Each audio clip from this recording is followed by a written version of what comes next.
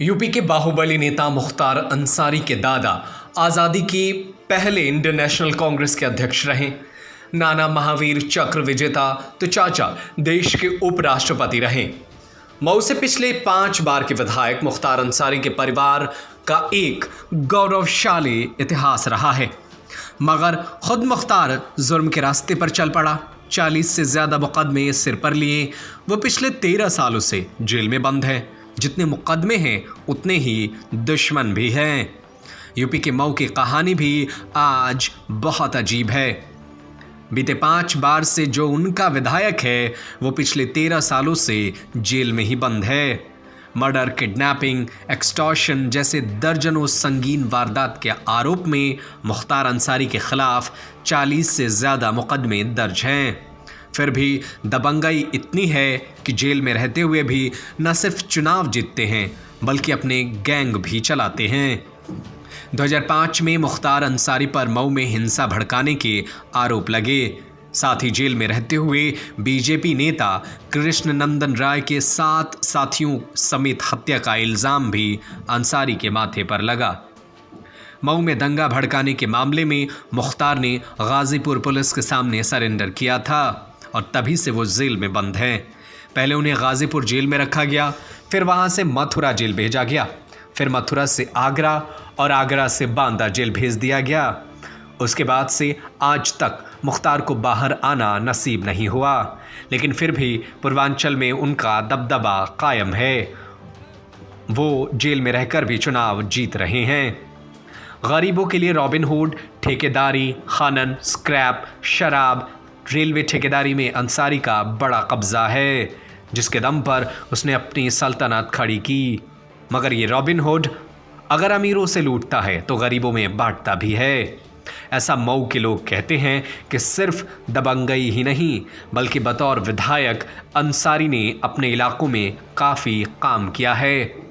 सड़कों, पुलों, अस्पतालों और स्कूल कॉलेज पर ये रॉबिनहुड अपनी विधायक निधि से 20 गुना ज़्यादा पैसा खर्च करता है। सिर्फ डर की वजह से नहीं बल्कि काम की वजह से भी इलाके के गरीब गुरबों में मुख्तार अंसारी के परिवार का सम्मान है। मगर आप में से शायद कम लोगों को ही पता है कि मऊ में अंसारी परिवार की इस इज्जत की वजह और है, और वो है इस ख़ानदान का गौरवशाली इतिहास। ख़ानदानी रसूख की जो तारीख़ इस घराने की है वैसी शायद ही पूर्वांचल के किसी ख़ानदान को मिला हो। बाहुबली मुख्तार अंसारी के दादा मुख्तार अहमद अंसारी स्वतंत्रता संग्राम के दौरान 1926-27 में इंडियन नेशनल कांग्रेस के अध्यक्ष रहे और वे गांधी जी की बेहद करीबी माने जाते थे। उनकी याद में दिल्ली की एक रोड का नाम उनके नाम पर रखा गया। मुख्तार अंसारी के दादा की तरह नाना भी नामचीन हस्तियों में से एक थे। शायद कम ही लोग जानते हैं कि महावीर चक्र विजेता ब्रिगेडियर उस्मान मुख्तार अंसारी के नाना थे, जिन्होंने 47 की जंग में न सिर्फ भारतीय सेना की तरफ से नौशेरा की लड़ाई लड़ी बल्कि हिंदुस्तान की जीत भी दिलाई। हालांकि खुद इस जंग में हिंदुस्तान के लिए शहीद हो गए थे। पिता थे बड़े नेता तो चाचा रहे देश के उपराष्ट्रपति। ख़ानदान की इसी विरासत को मुख्तार के पिता सुभानुल्लाह अंसारी ने आगे बढ़ाया। कम्युनिस्ट नेता होने के अलावा अपने साफ सुथरी छवि की वजह से सुभानुल्लाह अंसारी को 1971 की नगरपालिका चुनाव में निर्विरोध चुना गया था।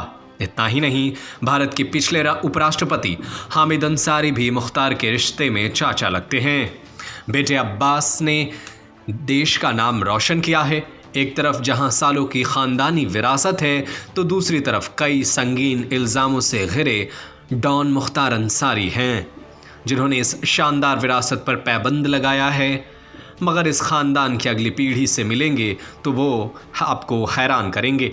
मुख्तार अंसारी के बेटे अब्बास अंसारी जो भले राजनीति के ना सही मगर शॉट गन शूटिंग के इंटरनेशनल खिलाड़ी हैं। दुनिया के टॉप 10 शूटरों में शुमार अब्बास न सिर्फ नेशनल चैंपियन रह चुके हैं बल्कि दुनिया भर में कई पदक जीतकर देश का नाम रोशन कर चुके हैं।